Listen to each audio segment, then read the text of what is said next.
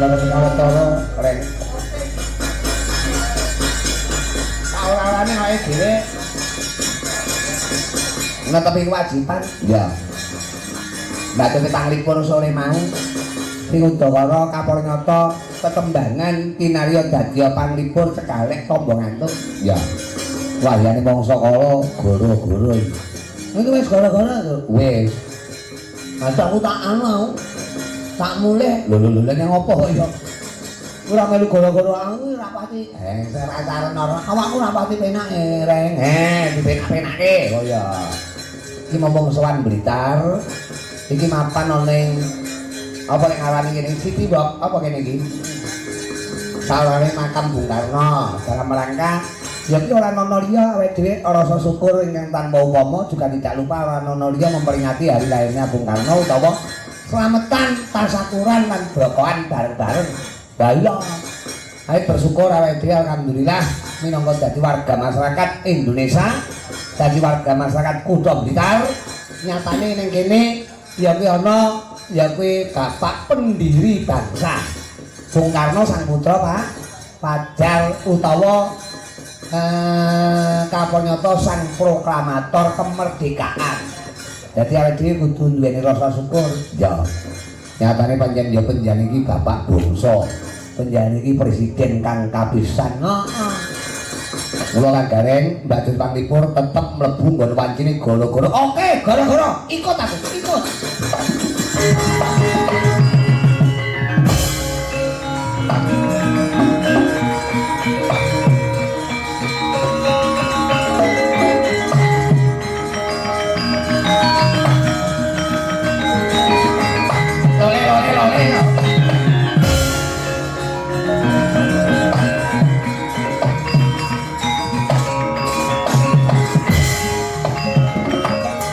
Sabang di barat, merah di timur. Indonesia, Kota dan senang, sejahtera damai, itulah musuh Indonesia. Segelang, aku ingin damai. Segelang, aku ingin damai.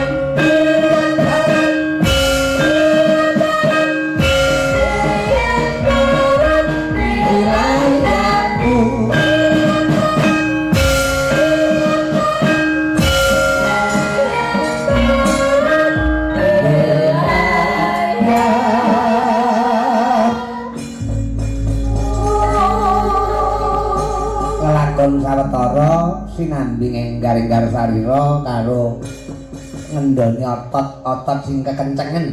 Oke. Ya kuwi Kapolnyata nggone awake dhewe selaku warga masyarakat Blitar uga netepi dawuh-dawuh saka bapak-bapak pemerintah Kota Blitar, Pak Wali, Bu Wali lan para bapak ibu sing saka dinas pariwisata ya Gong. Heeh. Nyatane lumantar penjanipun awake katimbalan sowan marak dalam rangka yogi brokoan utawa tasakuran bareng-bareng ngujudke rasa syukur ya awake dhewe arep kaya ngapa iki pengetan hari lahirnya Bung Karno. Ya. Wajib berbangga diri. Ah, tenang kok ya. Awake iki kudune kok dadi wong Blitar, dadi sak ora-orane iki karo makam Bung Karno iki ora tebih.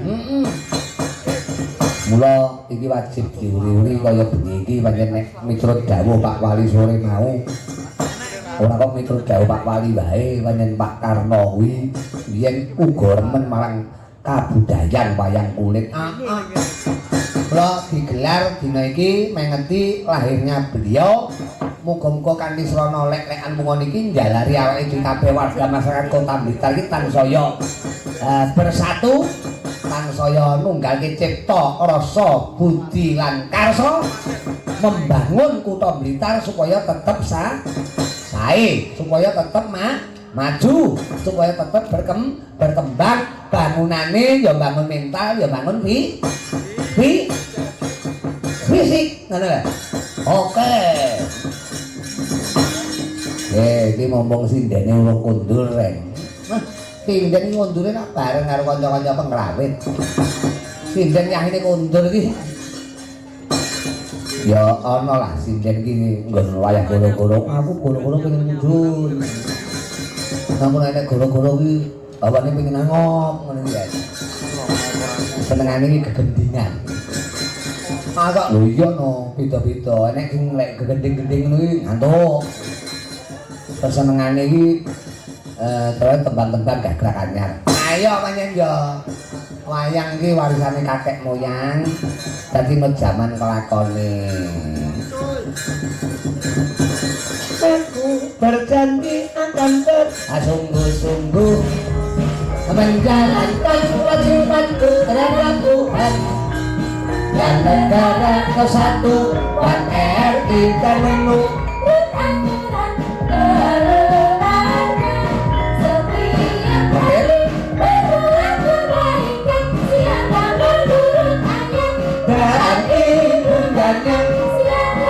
itu berani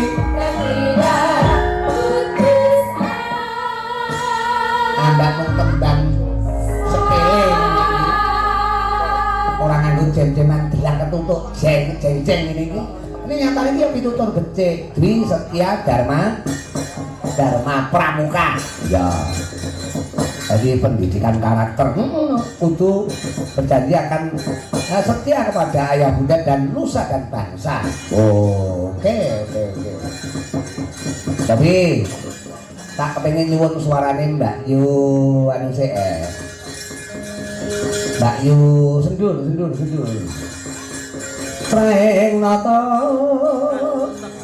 karo isang sang danan ya danan iki Mbak danan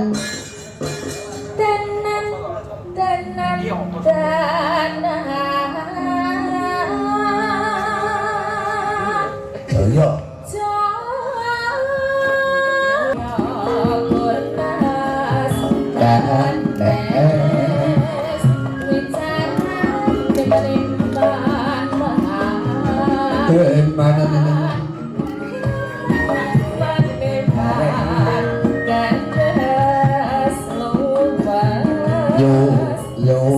yo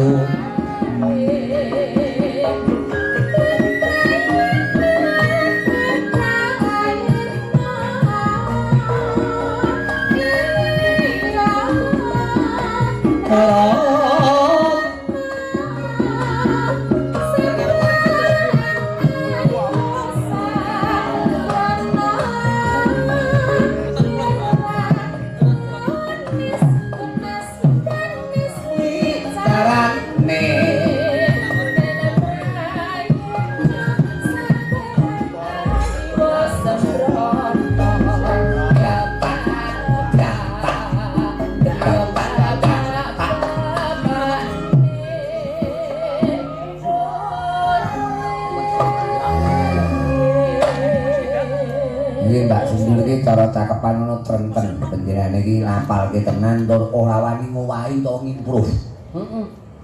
Ya bapak-bapakne Toleno dek kapare bapake pentol. Ya ora bener. Ya bapakne pentol ya angel. Bile kowe. Ya, isan.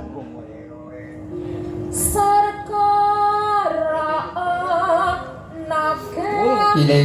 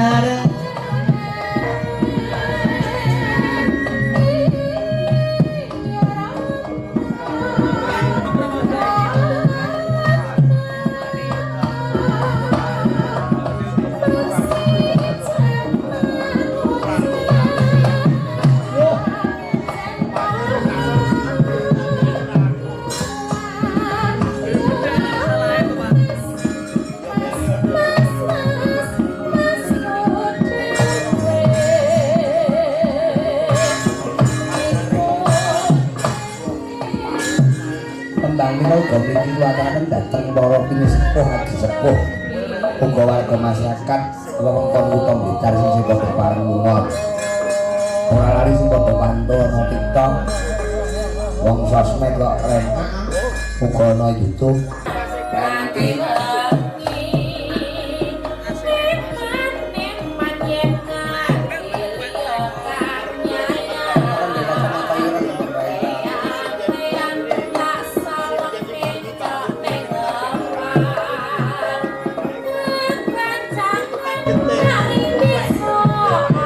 Adoman